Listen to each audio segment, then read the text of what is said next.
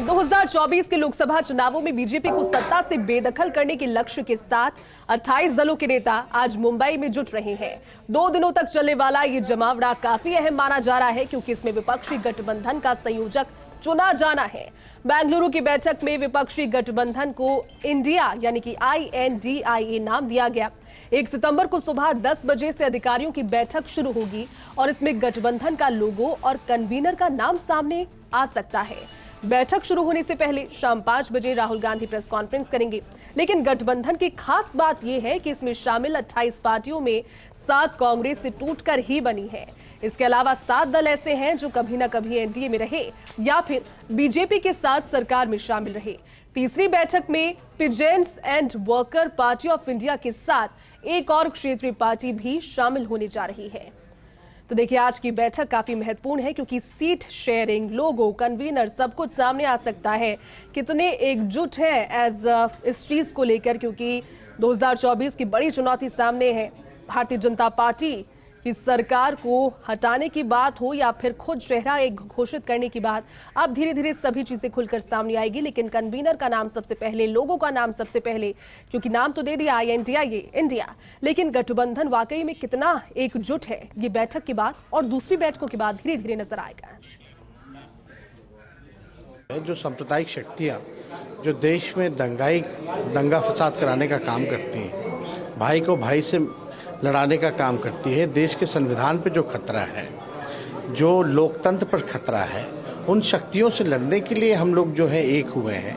और कैसे मिलकर के जो आने वाला जो चुनाव है, क्योंकि जनता की मांग पर, और जनता ये चाहती थी देश की कि हम लोग जो है ये गठबंधन बनाने का काम करें, तो इसलिए हम लोग जो है ये तीसरी बैठक जो है बॉम्बे में होने वाली है। तो हम लोग सब मिलकर के जो है चुनाव लड़ने की जो तैयारी होगी उस पर हम लोग बात करेंगे। देखिए, जो प्रक्रिया है वो सब लोग जानते हैं कि किस प्रकार से जो है प्रधानमंत्री को चुना जाता है और किस हिसाब से चुन करके आते हैं।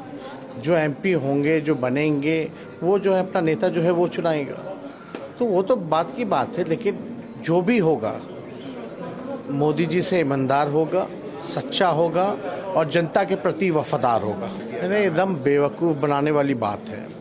मान लीजिए आपके जेब से हम 5,000 रुपये ले लें और 200 वापस कर दें, तो ये फ़ायदा हुआ या नुकसान हुआ? तो देश की जनता जान रही है। अभी कुछ राज्यों में चुनाव है, इसको देखते हुए ये लोग कर रहे हैं, तो हम लोग सब लोग जान रहे हैं। लेकिन जिस हिसाब से कीमतें बढ़ी गई हैं, वो हम लोग जान रहे हैं कि ये पूरा जो है ये चुनावी स्टंट है। एक प्रधानमंत्री के चहीते दोस्त, प्रधानमंत्री के पसंदीदा उद्योगपति, पूंजीपति ने शेल कंपनियों का इस्तेमाल किया है। सेबी के सारे नियमों का उल्लंघन हुआ है। ये सब खुलासा आज अखबारों में है। मैं इस पर ज्यादा नहीं कहूंगा। अभी 5 बजे को राहुल गांधी जी आपको संबोधित करेंगे। विस्तार से राहुल जी इसके बारे में आपसे बातचीत करेंगे आज शाम 5 बजे। भाजपाइयों की बात छोड़ दो, वो तो जब से ये इंडिया का गठबंधन बना है, प्रधानमंत्री नरेंद्र मोदी इतना घबराए हुए हैं कि उन्होंने 38 दलों की मीटिंग बुला ली। 26 के जवाब में 38। और कैसे कैसे दलों को बुलाया?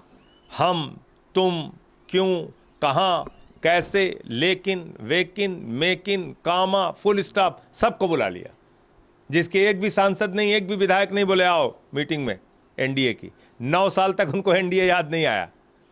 तो इसलिए भारतीय जनता पार्टी और नरेंद्र मोदी, देश के प्रधानमंत्री जी, बहुत घबराए हुए हैं।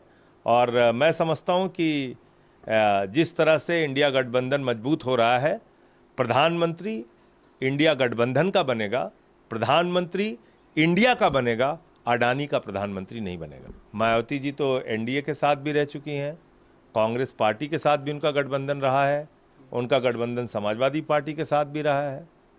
अब वो किस दबाव में, भारतीय जनता पार्टी की किस एजेंसी का उनके ऊपर दबाव है जिसके कारण से वो बयान दिया है उन्होंने कल, मुझे नहीं मालूम इसके बारे में।